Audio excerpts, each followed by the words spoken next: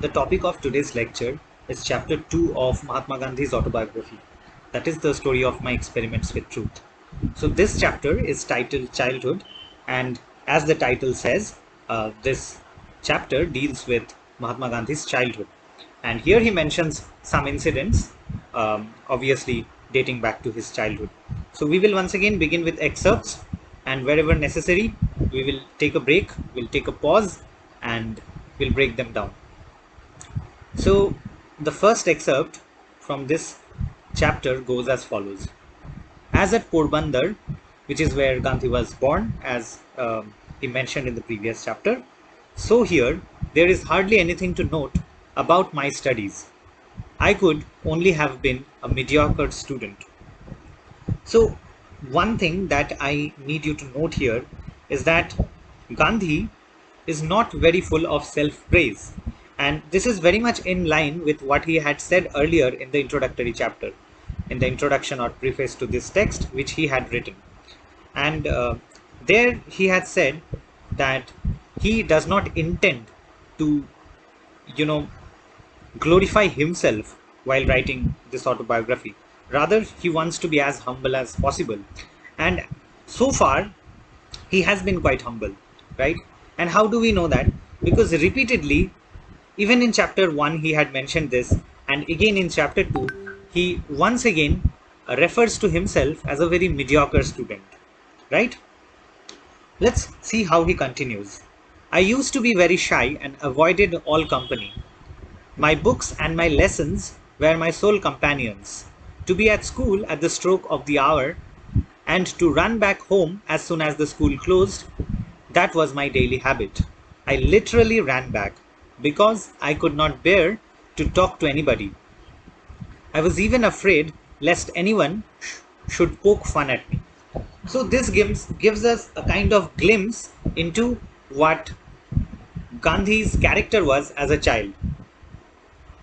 So we get to know that he was a very shy individual, and again and again he refers to himself as a mediocre student, and he also was, sort of the bookish type.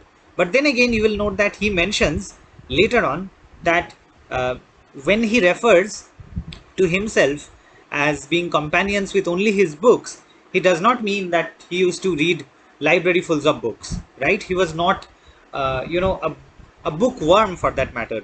The books were his companions, yes, but later on you will see that he mentions that he was more interested in the books that were part of his syllabus, nothing more, right? So a very shy kind of individual who used to run back from school as soon as the bell rang, so to speak, right? And he then claims that he literally ran back. He does not mean ran back in a metaphorical sense, in a figurative sense. He literally ran back because he simply could not bear to talk to anyone at school, because apparently he was afraid that someone would poke fun at him, and naturally he ran back. So one incident that he mentions with particular interest here is the following incident.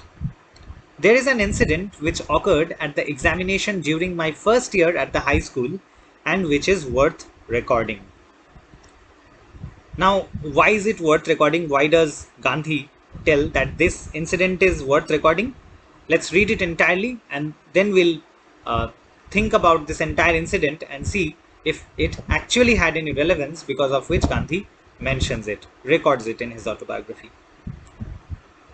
Mr. Giles, the educational inspector, had come on a visit of inspection. He had set us 5 words to write as a spelling exercise. One of the words was kettle. I had misspelled it. The teacher tried to prompt me with the point of his boot, but I would not be prompted. It was beyond me to see that he wanted me to copy the spelling from my neighbor's slate, for I had thought that the teacher was there to supervise us against copying. The result was that all the boys, except myself, were found to have spelt every word correctly. Only I had been stupid. The teacher tried later to bring the stupidity home to me, but without effect. I never could learn the art of copying. All right. So now that we have read this entire excerpt, now do you think this is worth recording? I would have liked to know your thoughts on this, and you can let me know by, you know, writing in the comments. Right? You can let me know what you think, whether this incident is really worth recording. Now, uh, as far as Gandhi is concerned, the reason, as far as I believe, for him mentioning this incident is the aspect of copying, which, as he says, he was never really fond of, right? And this incident is pretty simple. The teacher had given, a spelling writing exercise, and everyone was doing it pretty well except Gandhi. So, why wasn't Gandhi doing it well enough?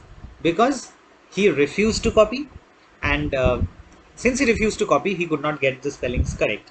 But even after the teacher tried to explain to him that he should have copied, he refused to do it nonetheless. And then, as a conclusion, he says, I could never learn the art of copying. So, essentially, the objection for Gandhi's objection towards copying is the reason why this incident is mentioned, right? So, still, I would like you to think about it. And the reason why I ask you this question as to whether you think this is an incident worth recording is because remember, this is an autobiography, and as an autobiography, this is a collection of incidents. And in the context of Gandhi, he tells us at the very beginning of this book that he records incidents because there are these experiments. These are experiments with truth, in his own words, right? So, do you think this incident is an experiment with truth? If so, how? So, that is the question I would like you to think about. Okay. So, moving on, the next excerpt I'm going to look at is this. I was by nature blind to the faults of others, of elders, um, for I had learned to carry out the orders of elders, not to scan their actions. So, again, another glimpse into Gandhi's um, childhood days. The way he saw his elders is what we get to know about from this passage. Not much explaining to do here, but it is worthy of note, I'm sure, that uh, the fact that he was blind to the fault of elders is significant, and we are going to see that this blindness is going to have repercussions later, right? He is going to, criticize his parents later for certain acts that Gandhi, as a grown up, does not really approve of in retrospect, right? So, in that way, this excerpt is quite significant. As a rule, Gandhi says, I had a distaste for reading anything, for reading beyond my school books. Now, this is something I mentioned earlier, that Gandhi had an aversion to read anything beyond his school books, even though he was the bookish type in the sense that he spent most of his times with books rather than in the company of friends, right? So, despite spending so much of his time with books, he was not really the kind of nerd who, reads as many books as possible, someone who reads voraciously. That is not Gandhi at childhood. But somehow, he says, my eyes fell on a book purchased by my father. It was Shravana Pitri Bhakti Nataka, a play about Shravana's devotion to his parents. I read it with intense interest. There came to our place about the same time itinerant showmen. One of the pictures I was shown was of Shravana carrying, by means of slings fitted for his shoulders, his blind parents on a pilgrimage. The book and the picture left an indelible impression on my mind. Here is an example for you to copy, I said to myself. The agonized lament of the parents over Shravana's death is still fresh in my memory. The melting tune moved me deeply, and I played it on a concertina which my father had purchased for me. So, I believe that this is one of the most important formative experiences of Mohandas Karamchand Gandhi. Now, while reading Tagore, we saw quite a few formative experiences, early experiences that had an effect on the man he grew up to be, right? I'm talking about Tagore. Now, similarly, for Gandhi too, there are certain incidents which are very formative. Those incidents, form character, right? And this Gandhi's acquaintance with this play, this Shravana Pitribhakti Nataka, is one of those significant moments which um, it is significant because he mentions this play as something that he liked intensely. He took intense interest in it, in his own words. But having seen the play and having read the book, and having been familiar with pictures associated with this play, he told himself that here is an example for you to copy. And we will see later how he copies this, to what extent he takes this early lesson from his childhood as he grows up, right? So remember, the first excerpt on this page was that he was blind to the fault of his elders, right? And now in the second excerpt, the one which talks about the Shravana Pitribhakti Nataka, Gandhi says that here is an example for him to follow, right? So if you bring these two together, you see this is a person who loves and respects his parents intensely. And we will see in the later chapters, one of the important themes throughout these 8 chapters is his dedication to his parents, but also at certain places uh, retrospective criticism. Now, moving forward, the last excerpt for this chapter is also about another play, right? The previous one was about Shravana Pitribhakti Nataka, right? And the second one is about the story of King Harishchandra, right? Let's look at this incident. And we are looking at it because this too is another, formative experience for Mohandas Karamchand Gandhi. So here he says, there was a similar incident connected with another play. This play, Harishchandra, captured my heart. I could never be tired of seeing it. Why should not all be truthful like Harishchandra? Was the question I asked myself day and night. To follow truth and to go through all the ordeals Harishchandra went through was the one ideal it inspired in me. I literally believed in the story of Harishchandra. The thought of it all often made me weep. My common sense tells me today that Harishchandra could not have been a historical character. Still, both Harishchandra and Shravana are living realities for me, and I am sure I should be moved as before if I were to read those plays again today. So you see how formative these experiences were for him. Even after all these years, when he's writing this book, he says that my common sense tells me today that Harishchandra could not have been a historical character. He was so truthful that it is really unrealistic to believe that someone like Harishchandra may have existed in reality, right?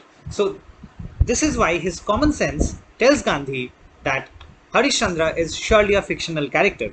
But nonetheless, these two characters, Harishchandra and Shravana, and the plays that Gandhi watched or read, these left impressions on his mind, on his young mind, I must say, that have still not, erased. That have still been there.